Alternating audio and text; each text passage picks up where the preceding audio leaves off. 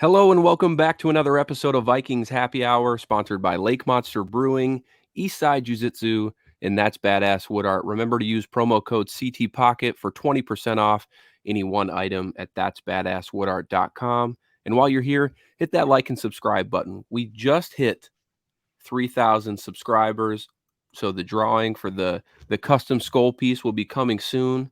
And stay tuned for more giveaways for other milestones in our subscriber count coming down the pipe here. So the off season, it's not full of a whole lot after the draft of things to talk about. So Miles thought that it'd be a great idea to do some breakdowns of some film on our draft picks, starting with rookie wide receiver Jordan Addison. And now, before we get into this, this is our first time kind of breaking down film.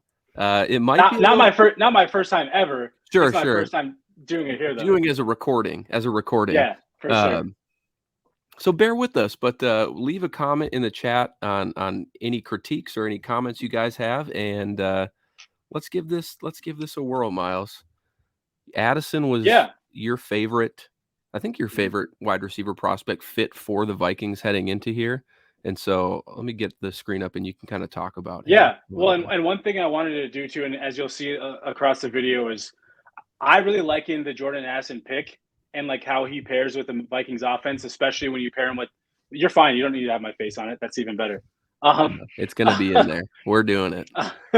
One thing I'll like, pairing Jordan Addison with Justin Jefferson and KJ Osborne and with Kevin O'Connell in this offense, I really likened it to how the 2021 Rams kind of deployed their offense, with Cooper Kupp being the Justin Jefferson, Robert Woods being the Jordan Addison, Van Jefferson kind of being like your KJ Osborne.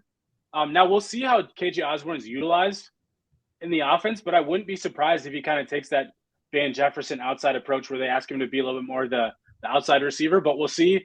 And then obviously Kirk Cousins and Matthew Stafford are the quarterbacks. But Kevin O'Connell was the offensive coordinator. And so I wanted to touch on how I think Jordan Addison can be utilized within this Kevin O'Connell offense. Yeah. And show some parallels to that 2021 Rams, specifically about Robert Woods, who I think is a good comparison in this offense for Jordan Addison and how he'll be utilized. Yeah, and I even think just looking at some of the clips that we've compiled together, and forgive us for the quality, we'll work on that in the future. But it is strikingly similar how those two play, Woods and Addison. And so let's walk through a couple plays here. Well, so like this first play so Jordan Addison's sophomore year at Pitt, when he was the Blitnikoff Award winner, the best receiver in the country, they used him all over the formation. So I think the one thing I picked up on when the Vikings drafted J.A. was the fact that when they put out a highlight film of him, they showed like all of his University of Pitt highlights more than they did USC. And that to me is because how he's going to be utilized in Minnesota is a lot closer to how he was used in Pitt more than he was used at USC, where at USC he played primarily on the outside. Not that he can't win on the outside, but I think he's the type of receiver you want to move around the formation a little bit. Yeah. And so in this type of formation, you see the stack. It's a stack like twins type on the left side, and then on the right side you got a tight end and a receiver kind of flankered. The tight end more in the inline, and then a flanker out wide. But I think you'll see the Vikings doing this a little bit with Jordan Addison, where he's stacked and bunched a lot in Minnesota, so that he gets those free releases. He gets the opportunity to create option routes off the line of scrimmage, and so that he can win, whether it's against man or zone. And so this example here is really about Addison being in a more of a tighter formation, gets a free release, and then he kind of has a two-way go. He creates at the top of his stem an opportunity to create a two-way go for himself, whether he goes inside or out. And he really stacks. He really at the top of the screen, he really gets to the DB's toes and creates that like confusion, and then he whips back outside, as you'll see in the. So we can run this play map. Play it out. We got a little slow mo here, but you can see him up at the top of the screen. He uses that first receiver on the inside as kind of like a pick opportunity for himself to create that. He doesn't have to do separation because the DB is so far back that he uses I'm saying this completely wrong, but like he's using his inside receivers like leverage on that cornerback to kind of hide himself from his defender because Yeah. it's man coverage here. So he's using himself to hide from that defender so that he can whip back outside quickly and get the quick yards after catch. Look at the end there too. By the way, this is one of the easiest like 10-yard completions that you'll get. But just watch Yeah, at the end of here because we've talked about just how slippery Addison is yeah. as a receiver. And with this DB chasing him, just slips right under the tackle and takes it downfield. Like that. For for such a like frail, like skinny guy, he's got so much better balance than I Mhm. think he gets than he gets credit for. And obviously, it's a concern at the next level just because he is 175 pounds. But Yeah. I still think that slipperiness, like you said, is going to translate. Yeah. Let's go to the next play here as he scampers off towards. All right. Let me pause it. Another free So release here, for you. a free release, right? Like, and if you're a DB, especially in college, why are you going to press him from the slot? Sure. Jordan Addison here at USC. This is an example of just like a quick screen. I think you're going to see Kevin O'Connell. O'Connell's going to want to get the ball in Jay's hands, especially as a rookie, where he's Mhm. still developing some of those other nuances of the game, understanding the playbook. These are opportunities to get him the ball in his hands quickly. And we have good blocking receivers. Like the Vikings have really good blocking receivers. KJ Osborne is a really good blocker. Justin Jefferson's an underrated blocker at his position. And then you have other guys that'll mix in. TJ Hawkinson, obviously Josh Oliver was brought in to be that second tight end and a really good blocker. So these guys, and then you have tackles who can get out in space in these quick screens so that they can attack their defenders. So that'll make Addison's life even easier on quick screens to get the ball quickly and then find where the best opportunity is after the catch. And so this is why I wanted to highlight this one. Is just more of like I see Kevin O'Connell getting the ball in Jay's hands quickly and then finding opportunities just to get quick yardage on early downs. Yeah. Let's watch it through again. Again, there's that just shiftiness in his Yeah. ability to. This is a better angle for it too. But yeah. This isn't the same play though, is it? No. Oh no, it's not. You're right. My bad. We'll see that one later. We'll see that one later. So, kind of what I had prefaced at the beginning of the show was how I viewed the 2021 Rams when Kevin O'Connell was the offensive coordinator. I viewed Jordan Addison as the Robert Woods of this offense, and I really think that Kevin O'Connell views it this way too because of how excited he was to get him into this offense and kind of how they play their play styles. Robert Woods is slippery, maybe slightly bigger, but he's slippery. He's really good with the ball in his hands. His screens, his reverses, all these things that they usually utilize, they put him all over the field in LA when he's with the Rams, especially before they won the Super Bowl in 2021. And they liked to put Robert Woods and Cooper Kupp on the line or on the same side of the ball, whether it's in bunch, stack,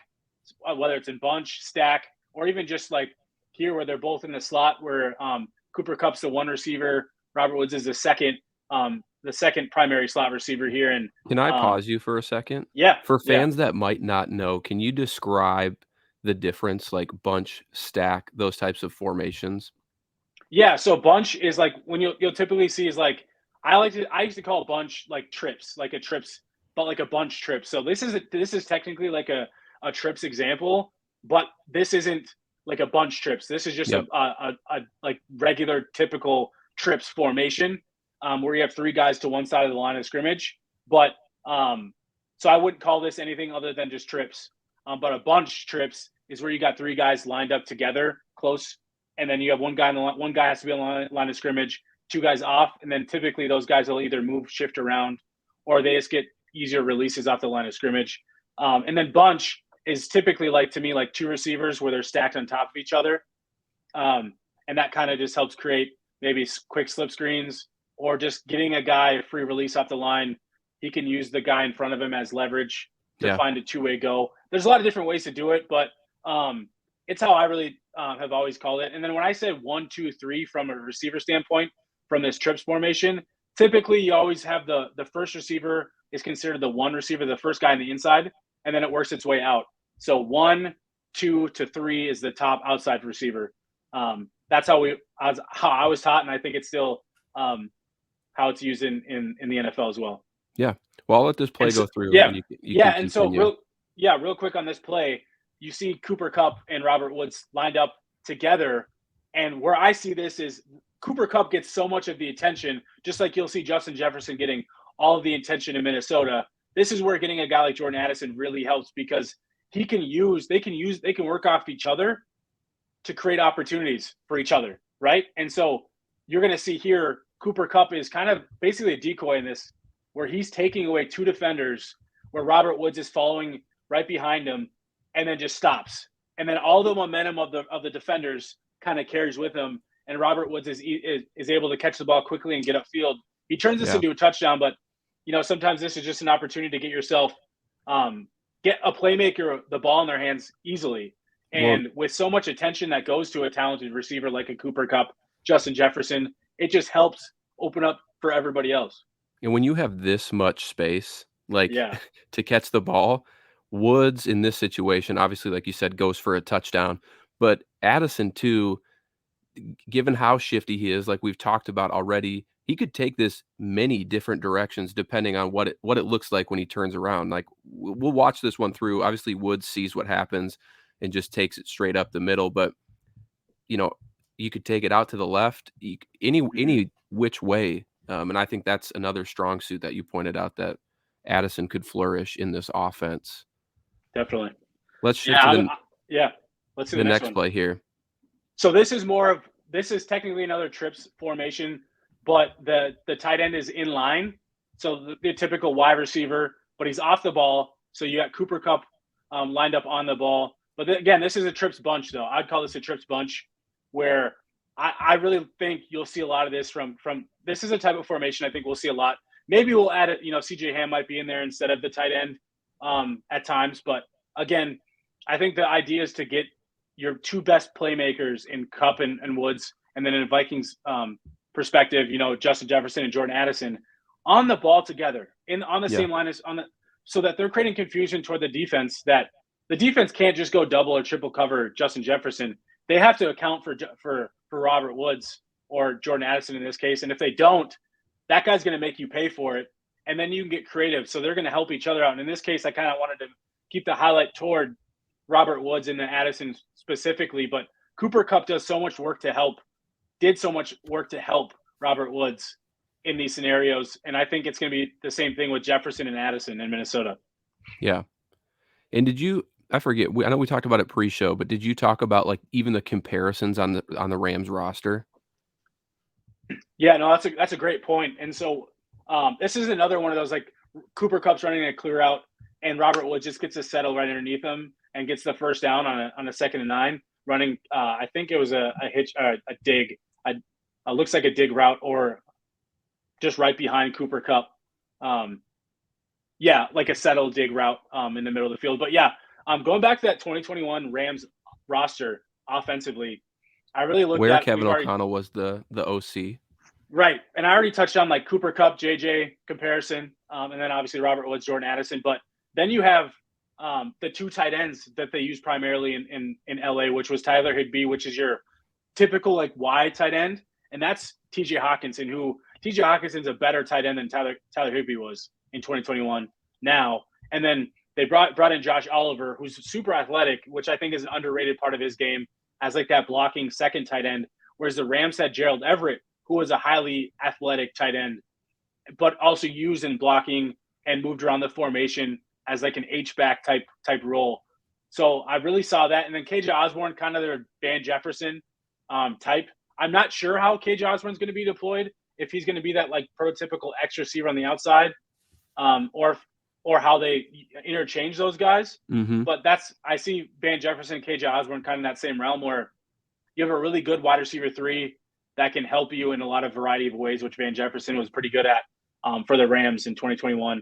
And then running back wise, Cam Akers obviously got hurt, but he was their primary running back going into that season. Now, we don't expect Dalvin Cook to be here, but Alexander Mattison is a good, change of pace back, but also a bell cow as well. And then they have Ty Chandler, they have Dwayne McBride, who they drafted in the 7th round. So I think that committee, which the Rams use a lot of, was a committee at running back. Mm-hmm. You'll see a little bit more of that with the Vikings, with speed, and then also guys that are a little bit more better in between the tackles with a McBride or a Madison, where he has the speed guys like Ty Chandler. So I kind of like that different deployments. And then offensive line wise, the Rams had arguably two of the best tackles in the league. You know, they had a left tackle, a future Hall of Famer at left tackle, Andrew Whitworth. The Vikings have a really ascending left tackle in Christian Darrisaw, and then Brian O'Neill at right tackle, who's a all Pro Bowl caliber level right tackle in you the can league. say all pro. It's okay. Yeah, all pro. Like, but that's how good Brian O'Neill is Yeah. a really good right tackle. I think he's even better than Havestein was in LA. So you kind of have that, and then you have your athletic center, which Brian Allen for the Rams is a really athletic center, which is kind of that Garrett Bradbury. I think Allen's been slightly better than Bradbury, but I think there's similarities in how they can be used, especially in reach blocks and screens and some of those things. So I'm really excited to see how it all comes together. But I kind of really, really like just the comparison to that 2021 Rams offense to the Vikings' current one. For sure. Here's another Robert Woods. You got your bunch trips up there. Yeah, but in this one, imagine T.J. Hawkinson being the Tyler Higbee, the guy at the line of scrimmage. Yeah. And then imagine Justin Jefferson and Jordan Addison all in that bunch, and being a defense being like, what the hell do we do? Because all three of those guys are playmakers. Yep. And you could run anything from this formation. Like, you could run a quick screen. You could run based off the trips. You have Higbee, that tight end, blocking for that screen. You could run a bubble. You could run a lot of variety. And then also you can run where Tyler Higbee runs upfield and the trips guys, the Cooper Kupp and the Robert Woods, kind of trail behind him. And then they create two-way goals for themselves. One of them's getting open because of the way the formation is and the way that the defense has to play it, because they can't overcommit to anything. Yeah. Because of how many options you have within that trip set. And then also on the bottom here with Van Jefferson, that's a clear one-on-one win situation for that receiver, because all the attention is going to be at the top of the screen. So this might be, if this is KJ Osborne, this might be an opportunity at KJ Osborne one-on-one opportunities. And maybe they throw him a back shoulder, or maybe he beats his guy off the line of scrimmage for a slant, something like that. So I just like the variety that you can do with these types of formations that I expect the Vikings to show a lot more of in 2023. If you're running this play here, obviously it depends on what the play is, I guess, and we haven't clicked the play button yet, but would Van Jefferson be your first read then, just to see if he beats that corner immediately off the line? And if not, turn into your other side of the field here? So that's the nice part about the Kevin O'Connell offense, is that's up to the quarterback. So yes, typically it obviously depends on the play. It depends on like where the reads are, but the quarterback has so much control of what they do and read.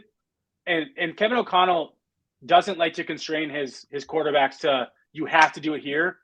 It has to be this play, or it has to be like this read one. If he sees something at the line of scrimmage, like if he sees all that middle of the field wide open and he thinks that his guy can win up the line of scrimmage, he might tell his receiver to run that slant. Might give him a hand signal, because maybe he's running a different route. He might give him something to tell him to run that slant, because it makes him the primary target. It all varies, and that's another part about this offense that I love so much, is there's so many options for the quarterback to take control of what they see.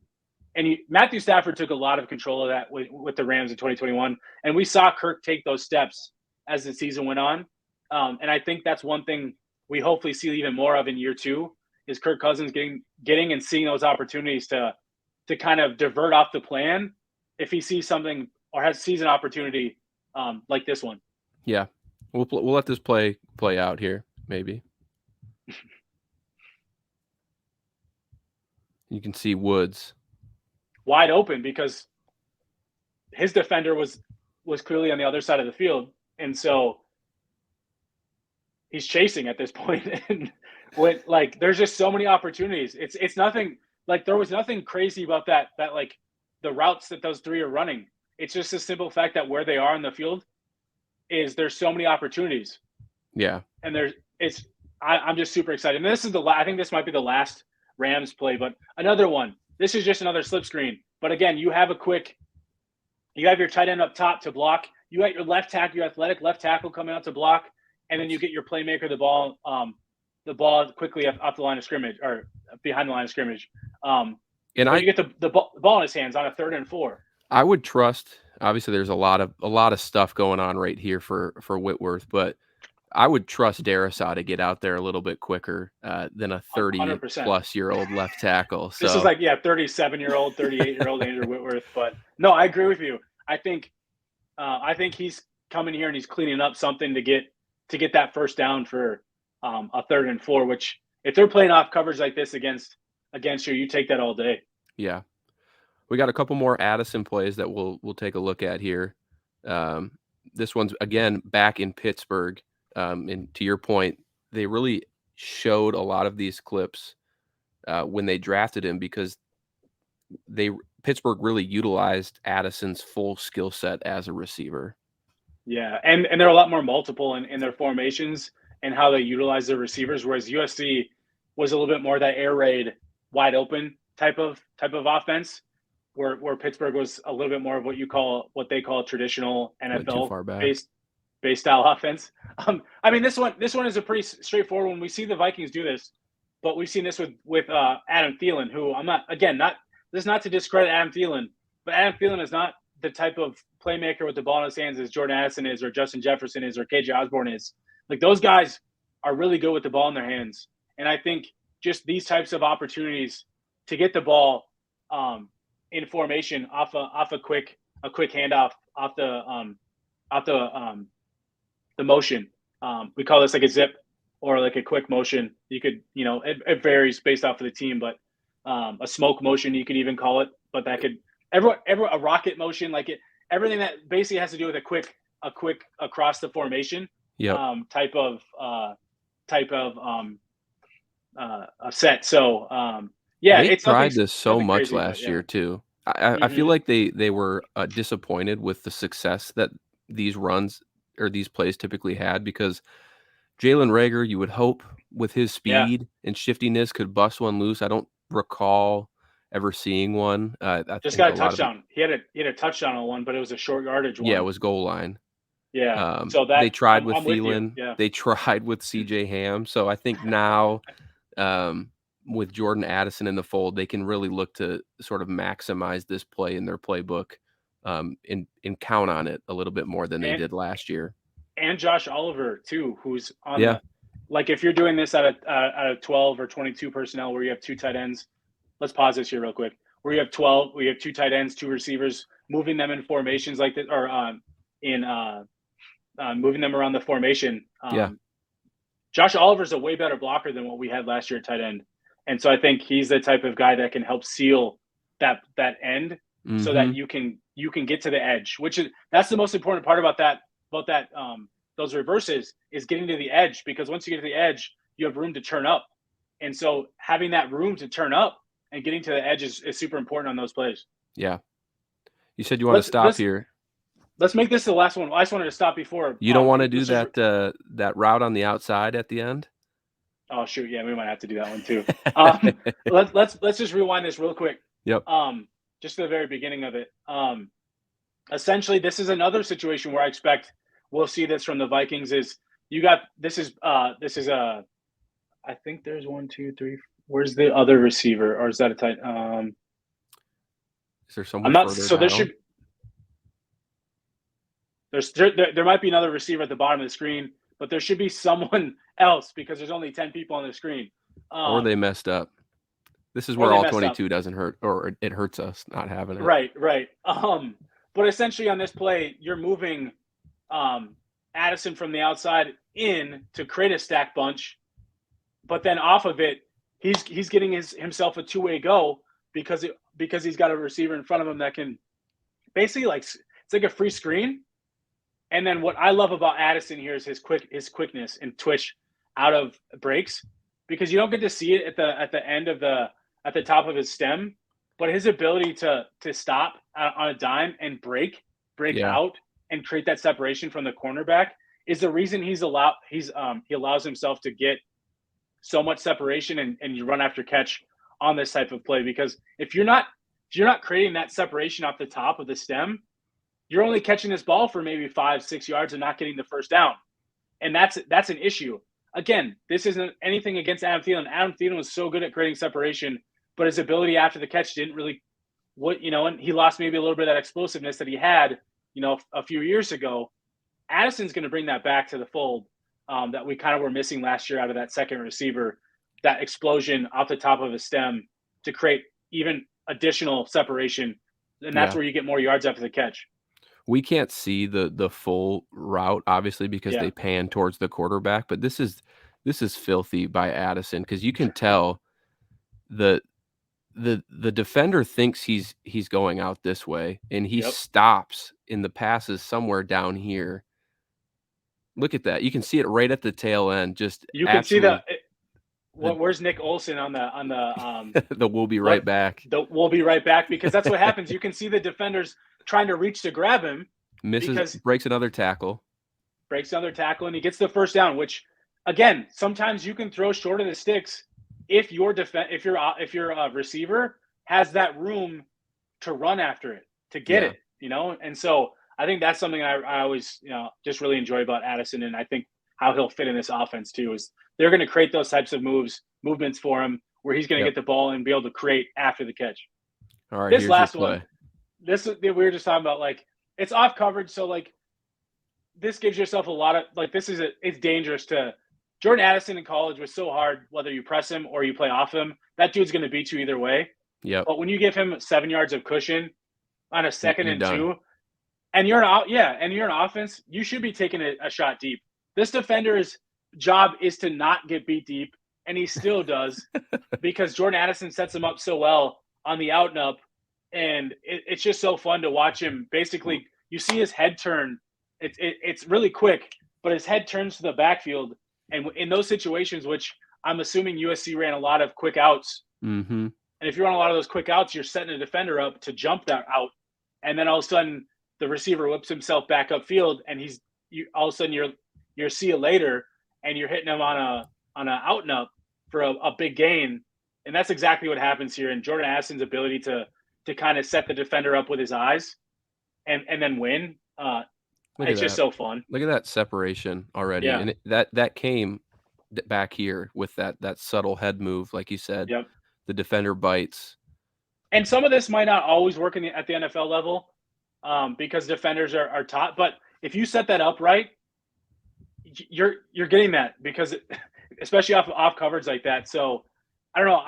I'm really excited about Jordan Addison in Minnesota. And this is why I was beating the table and the drum for him a while back. Was I just think there's so many ways that you can utilize him in this offense.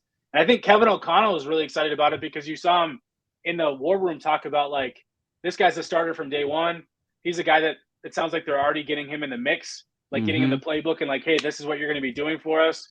And I think that's just really exciting to, like, rejuvenate and, like, bring more explosion to the offense that they've kind of been missing the last couple of years outside of JJ. And so I just think there's a lot of opportunity to really add that third playmaker, because TJ Hawkinson is another guy we haven't talked enough about, but I think he's going to ascend even more his first full off season in Minnesota. So I'm really excited to kind of see how they deploy everybody. Yeah, it's going to be fun. This was really fun. I enjoyed sitting here picking your brain.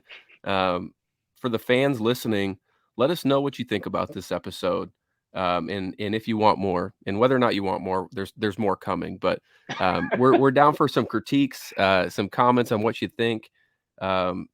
And remember, hit that like and subscribe button, because we got a lot more coverage coming throughout the rest of the summer and into training camp. So until next time, thank you, Miles.